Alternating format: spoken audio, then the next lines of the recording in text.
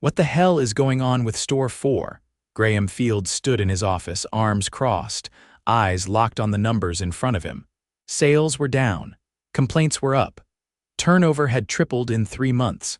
Store 4 was dragging the entire 6-location chain down. He inherited the business 5 years ago after his father's sudden passing. The chain had been modest, but solid 6 fast casual restaurants across the state, family-run with a loyal customer base. Graham modernized operations, introduced new systems, and built a great team, or so he thought. Every week, he sat through meetings with district managers feeding him filtered updates. Just a temporary rough patch. Short staff, but morale's fine. He was done listening to excuses, so he made a decision. He'd show up at Store 4 himself, but not as the owner. He'd go undercover as a new trainee. Fake name, altered appearance, uniform. He'd shaved his beard, wore thick, rimmed glasses, and let his usually styled hair fall flat. No one at Store 4 had ever met him in person. It was a corporate structure managers trained by the district lead, not the CEO. He called the store manager, said he was sending over a new hire named Eric. Then packed a duffel bag with a pair of non-slip shoes and drove 3 hours out to the edge of the city. Store 4 was chaos before he even stepped inside. The parking lot was full. The drive-through had 6 cars in line, and the smell of burnt fries lingered in the air. A teenager rushed out the side door, shouting into the kitchen, "We're out of napkins again." Inside, the noise hit him like a wall. Kitchen staff shouting, orders piling up, customers waiting at the counter with crossed arms and tight jaws. Graham stepped up to the counter, heart pounding. For a second he had doubts. Maybe this was a bad idea, then a voice snapped him back. "You the new guy?" A young woman in a grease-stained cap stared him down. "You're late." "I'm Eric," he said, keeping his voice flat. "Sorry, traffic." She didn't even respond, just tossed him a black apron. "I'm Zaylee, you're with me on the line." "Don't fall behind." Graham followed her behind the counter. The heat from the fryers hit instantly. Zaylee moved like she'd done this a million times, grabbing buns, flipping patties, slapping on cheese with precision. She barked out instructions without looking at him. "Burgers go left to right." "Gloves on, hands clean. We check temps every hour. Don't touch the grill unless I say so." He nodded, rolled up his sleeves, and got to work. The dinner rush slammed in fast. Orders backed up. One kid dropped a tray of nuggets and nearly cried. A woman at the register shouted that her soda tasted like soap. The manager, a tall guy named Dean, paced between the office and the front counter, barely helping. Every time someone asked for help, he waved them off. "We're short 2 people, Zaylee muttered between orders. Again, Lexi called out. "Sprained her ankle last night." Graham glanced at her. "So, why are you here?" Zaylee gave him a look like he was stupid. "Because someone has to be," he caught it then. The way she limped slightly when she turned, the edge of a bandage peeking out from her sock. "You're hurt." "Yeah, well. Doesn't matter." She winced as she stepped back, loading fries into a paper bag.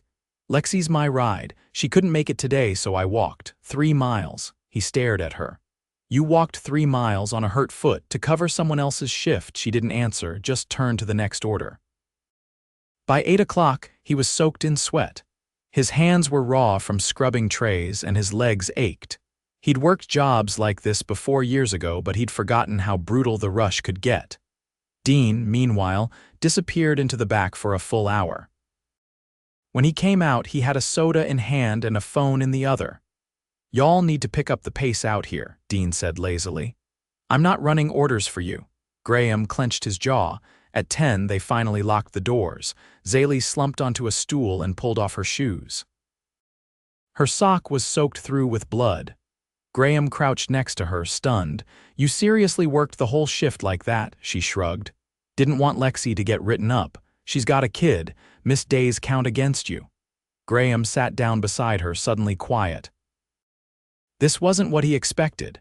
Sure, he'd come to find out what was wrong with Store 4, but he didn't think it'd hit him like this.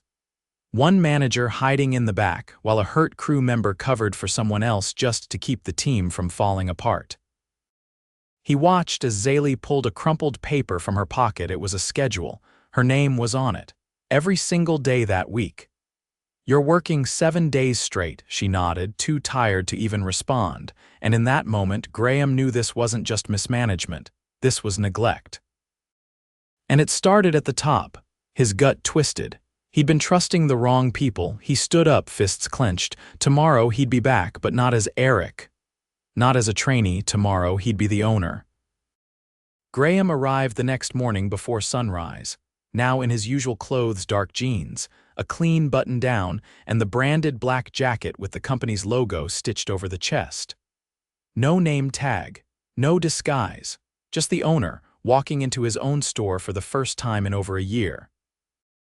The front doors were still locked. Inside, the lights flickered on one section at a time, kitchen first, then the lobby.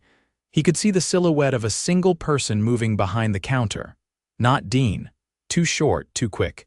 He knocked twice on the glass. The door opened a crack. A familiar, tired voice said, "We're not open yet." "I know," Graham said, stepping into the entryway. "I'm not a customer." Zaley blinked once, confused. "Didn't expect to see you again. Thought you quit." "I didn't," he said. "I'm Graham. I own this place." She didn't say anything at first. Just stared at him the same way someone might look at a magician who just pulled a coin from behind their ear. "You're the owner?" Her eyebrows lifted slowly. "Okay, that explains a few things." She stepped back and held the door open. "Guess you want to talk to Dean." "Eventually." He walked inside. "But I wanted to talk to you first." He followed her behind the counter. Her limp was heavier today. She hadn't even bothered to put her work shoes on yet, just thick socks and a pair of old sandals. On the prep counter, a plastic bag with gauze and athletic tape sat next to a half-used tube of antibiotic cream. "You shouldn't be here," he said quietly. "I know," she replied, tying her apron anyway. "But I didn't know if anyone else was coming." He looked around. The kitchen was empty. No morning lead, no prep cook, no one on dish duty, just her. "Who's scheduled?" Zaley glanced at the clipboard. "Supposed to be 5 of us, only me so far." He checked the time, 6:12. Breakfast opened at 7 and no one else had checked in. "Do you have a key?" he asked. "Nope."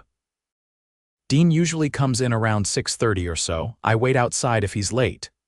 "You're not even a shift lead and you're opening the store alone." She gave a thin shrug. "I know the routine." He looked at the floor, then back at her. "You're not staying, not today." Her body tensed. "I'm fine." You're not staying," he repeated. "You need to rest your foot, and you're not covering for anyone else again." She hesitated. "Lexi's gonna get written up." "No, she's not. I'll make sure of that." Zaley paused for a long second, then nodded once, not out of agreement but exhaustion. She sat down on the crate near the storage cooler and leaned her head back against the wall. He pulled out his phone and called the HR director, Carla. She answered on the second ring. "I need you to pull the last 2 weeks of Store 4's time cards," he said. "Specifically Zaley and Lexi. I want clock-ins, hours, missed shifts, everything." "Understood," Carla said. "Anything else?" "I also need a full manager audit. Get me Dean's hiring records, complaints, write-ups, and call logs." "You got it." He hung up and sat across from Zaley. "You ever report anything?" he asked. She looked away. "Tried once. Emailed corporate about the schedule, got a generic reply, nothing changed." He nodded slowly. "That's on us." A few minutes later, the back door creaked open. Dean walked in with a breakfast sandwich in one hand and an energy drink in the other. He froze the second he saw Graham. "You're the guy from last night," he said, blinking. "Eric?" "No," Graham said. "I'm the owner." Dean looked down at his sandwich like it might explain something. "Wait, hold on, you were working as a trainee." Graham stood up. "I came to see the store for myself." Dean shifted his weight. "Look, I know things have been a little rough, but we've got it under control." "You don't," Graham cut in. "You absolutely do not have it under control." Dean glanced at Zaley, then back at Graham. "We've been short-staffed. People keep quitting. I'm doing my best. You're not even showing up on time. You've got one person running the whole store before hours, including someone with a visible injury. You left in the middle of rush last night and hid in the office for over an hour. You ignored customer complaints. And you've scheduled the same employee 7 days in a row. Dean opened his mouth, closed it, then tried again. I didn't know she was hurt. You didn't ask, Graham said. You didn't care. Dean's tone changed, defensive now. I'm under a lot of pressure. Corporate keeps pushing numbers. I've been doing this job 2 years and no one said anything until now. Graham stepped forward. I'm saying it now. You're done here. Effective immediately. Dean blinked. Wait, you're firing me? Yes, Graham said. For negligence, for mismanagement, and for creating unsafe conditions. You can clean out your office after breakfast shift. I want your keys before you leave today. Dean stood frozen, mouth slightly open, like the words hadn't landed yet. Then he turned and walked toward the back office without saying another word. Zaley watched him go. What happens now? Graham exhaled through his nose. Now we fix this. He spent the next hour calling in support, pulled 2 experienced leads from Store 1 and Store 3, had Carla drive down from HQ with new hiring packets. By 8, the store had 6 people on the floor, more than it had seen in weeks. Zaley was sent home with pay for the full shift. Graham offered to drive her, but she insisted on waiting for Lexi. He didn't push it. In the break room, he met with the remaining staff in small groups. One fry cook, Andre, admitted he'd been covering closing shifts 3 nights a week despite only being 17. Another cashier, Jamie, said they were told not to speak to corporate visitors, and that complaints would make things worse. Graham listened to every word, no interruptions. No empty promises. Just notes, direct questions, and next steps. By lunch, Carla returned with files and summaries. Dean had a long record of late write-ups, ignored complaints, and a history of penalizing staff for calling out even with doctor's notes. Several exit interviews from the last quarter had named him directly. Graham had them all forwarded to his personal inbox. He met with Lexi after she arrived for her shift. She looked nervous, eyes darting toward the back office.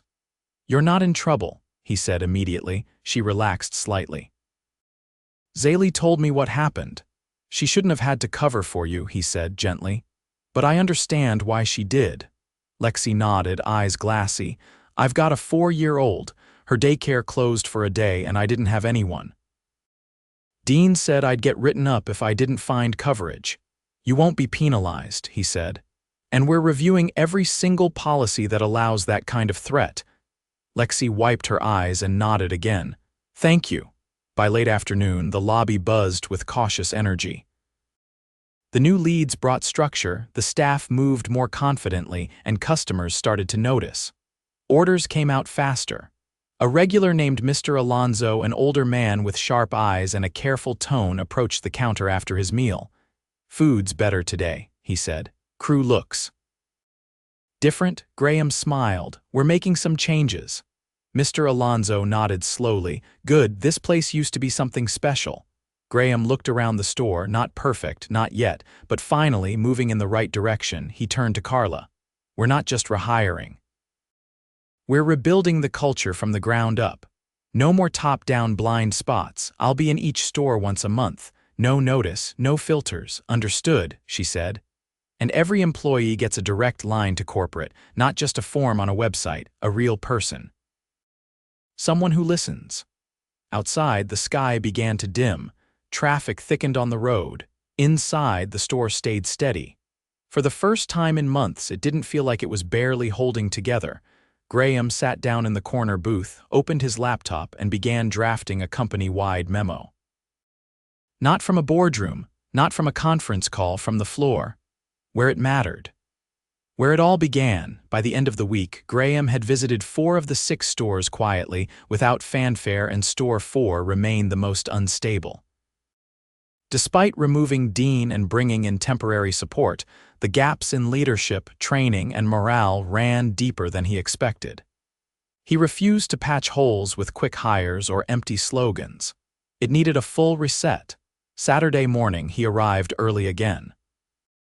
2 new hires were scheduled to shadow, and he wanted to watch their onboarding firsthand. He stood to the side, arms folded, listening as one of the leads. Naomi, borrowed from Store 3, introduced herself to the trainees. You'll get a full walkthrough, then we rotate positions across the week. If you're ever unsure, ask, don't guess, and if someone makes you feel like a burden for asking, come to me. Naomi's presence had a calming effect.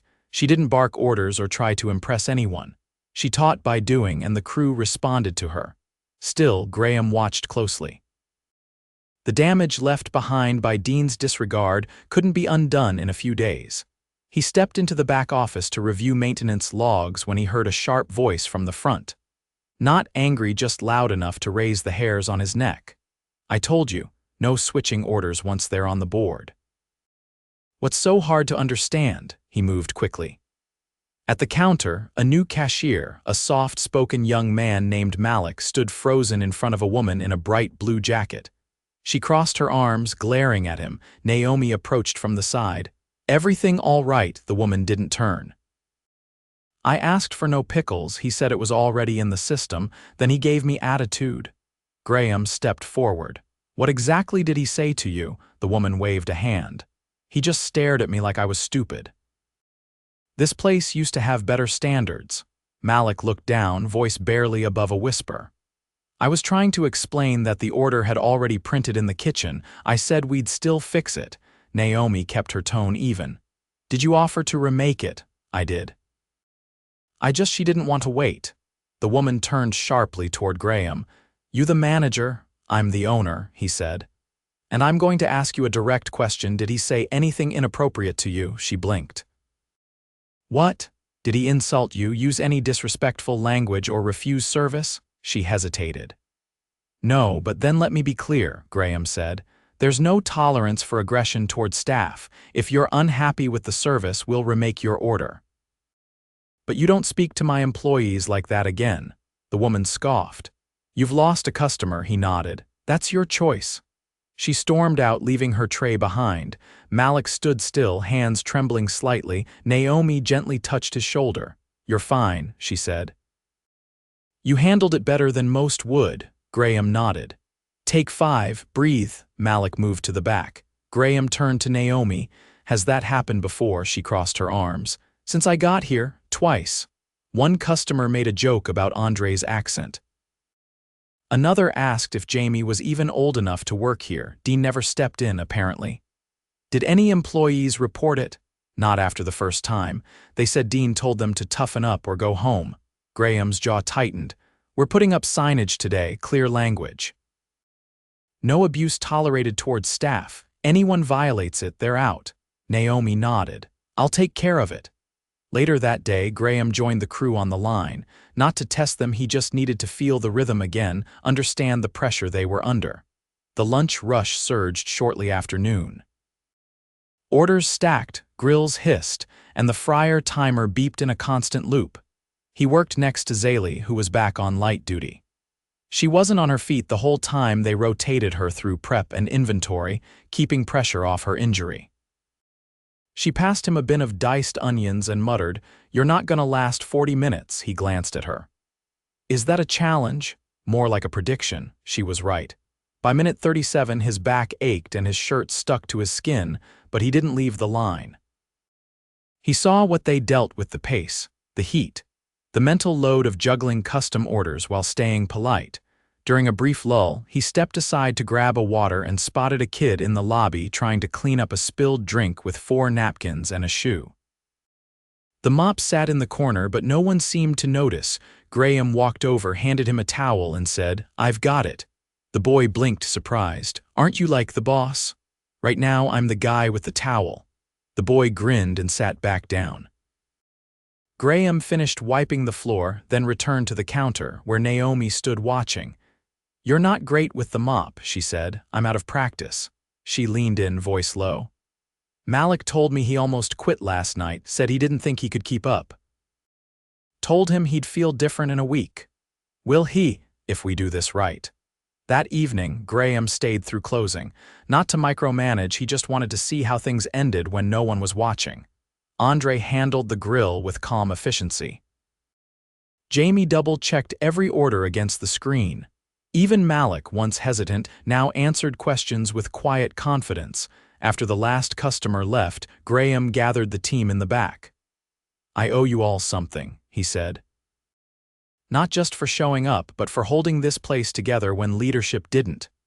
No one said anything, but the silence felt different now, not tense. Just waiting, he continued. "We're not patching things anymore, we're rebuilding. That means better training, fairer schedules, real support. And when someone steps up, like Zaylee did, like Naomi has, that's not going unnoticed." He turned to Zaylee. "Starting next week, you're officially promoted to assistant shift lead, title, training, and pay to match." Her eyes narrowed slightly. "You serious?" He nodded. "I don't hand out titles to be nice, you earned it." She crossed her arms. "I didn't ask for a promotion, I know, that's why you're getting one." A few grins broke across the room, nothing loud, just a shift in the air. Jamie whispered something to Andre, who nodded. Naomi stepped forward. "We've got a stable crew now, but there's one thing we still need." "What's that?" "Someone permanent. This place needs a manager who's not temporary." Graham ran a hand over the back of his neck. "You have someone in mind," she looked at him. "Yeah, me." That caught him off guard. "You're already running store 3. I'm ready to move up. I've done the work. This store needs someone who knows what broken looks like and how to fix it."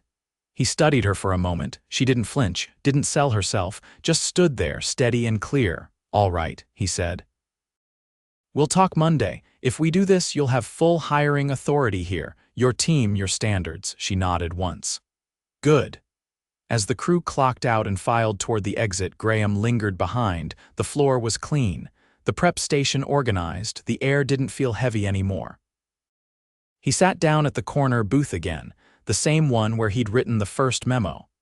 Now he opened a different document, a draft of a new leadership policy.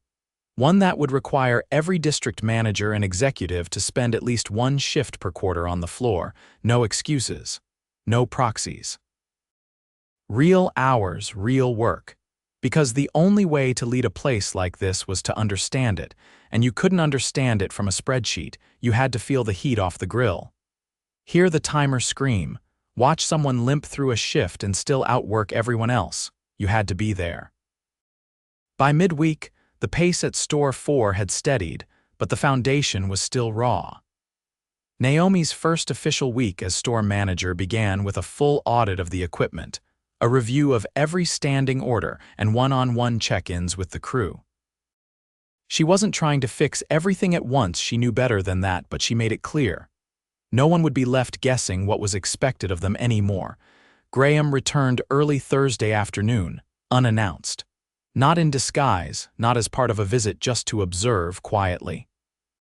He stayed out of the way, watching how the kitchen moved now that Naomi had taken full responsibility.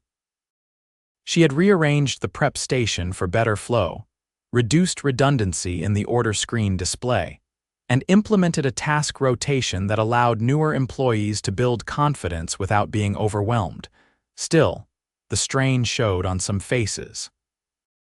Malik, now in his second week, hesitated before each task. Andre still lingered after shifts to double-check inventory. And Zaylee, though healing, walked with a stiffness that hadn't been there before. Naomi approached Graham near the dry storage rack, wiping her hands with a towel. "We've got the skeleton of a good team," she said, "but they've been running on fumes for too long. No one knows how to pace themselves." He nodded. "I noticed Andre checked the sauce bins twice today. He's been doing that since Dean left. Thinks if something goes wrong, it'll fall straight on him. I told him I've got his back, he just doesn't believe it yet." Graham glanced toward the prep line. "That's going to take time." "I know," she said, "but I'm not leaving this place in limbo.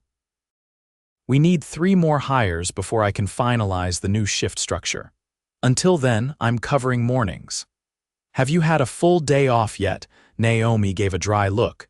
"You want me to take a day when we're still turning down applicants because they don't show up to interviews?" He didn't argue. She was right.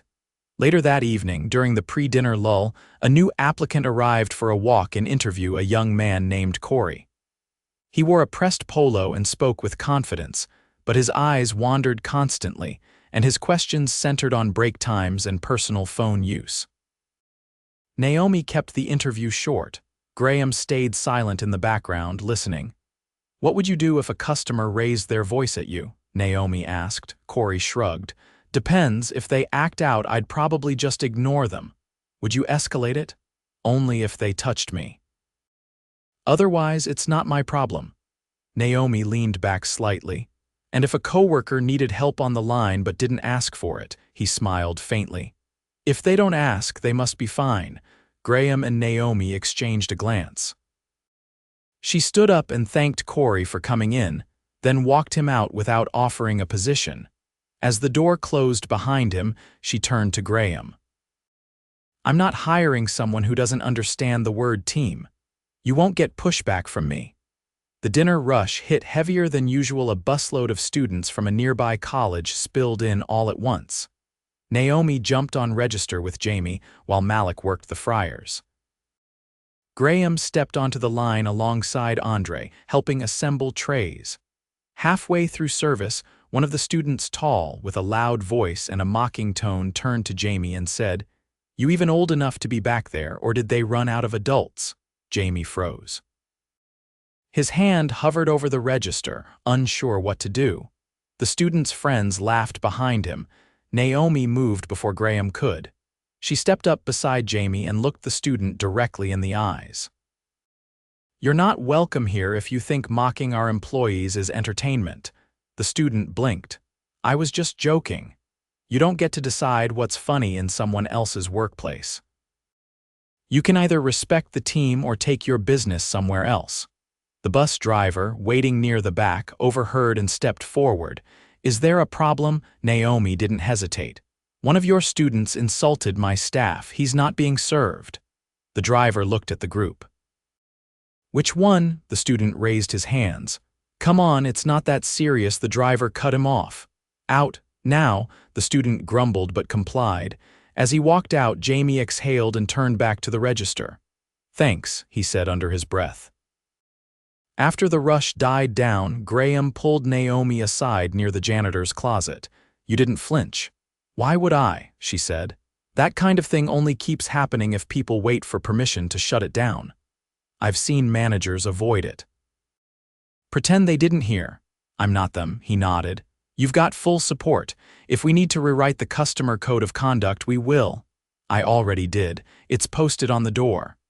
She was 3 steps ahead, as always. Before closing, Graham sat with Zaylee at the break table. She was off the clock, eating a leftover sandwich with her leg propped on a crate. The swelling had gone down, but the bruising around her ankle was still visible. "You planning to rest this weekend?" he asked. She gave a tired grin. "I'll rest when I can go 2 days without a call asking me to cover." "You won't get that call anymore." "I know, Naomi already told me." He took a breath. "You've got a full PTO balance now. Use it, even if it's just a day to sit still." She picked at her sandwich. "You think this place is gonna hold?" "I do." "You sure?" "I've seen worse, but I've never seen a team this determined to fix it." She nodded once. "All right, then I'll stay." After the last drawer was counted and the doors were locked, Graham walked the perimeter of the store one final time. The lights buzzed softly overhead and the kitchen was clean. Not perfect, not yet, but held together now by people who took pride in getting it right. He stepped outside into the night air and looked back at the building. The logo above the door hadn't changed. The colors were the same. But everything inside was different now. Not because of a slogan, not because of a new policy, because people had spoken up. And someone had finally listened.